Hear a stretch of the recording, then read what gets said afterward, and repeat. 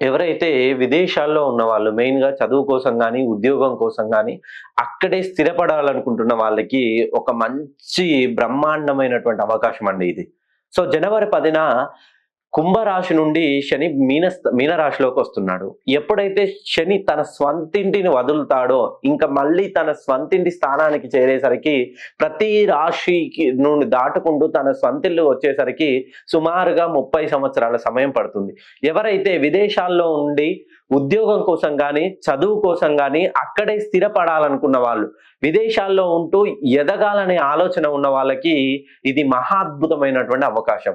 ఈ జనవరి 10న నేను శని హోమం జరిపిస్తున్నాను.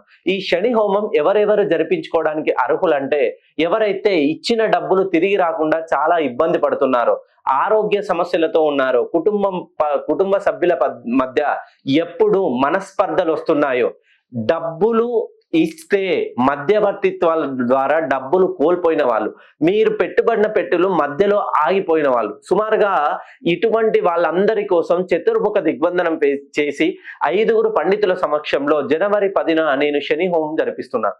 మీరు ఇక్కడికి రావాల్సిన పని లేదండి. ఎందుకనంటే ఈ శని హోమంలో నల్ల నువ్వులు, తెల్ల ఆవాలతో నల్లటి వస్త్రంలో ఒక మూట కట్టేసి దాన్ని వేద పండితుల సమక్షంలో వేద మంత్రాలు జపిస్తూ నేను మీ పేరు పైన హోమం జరిపిస్తున్నాను.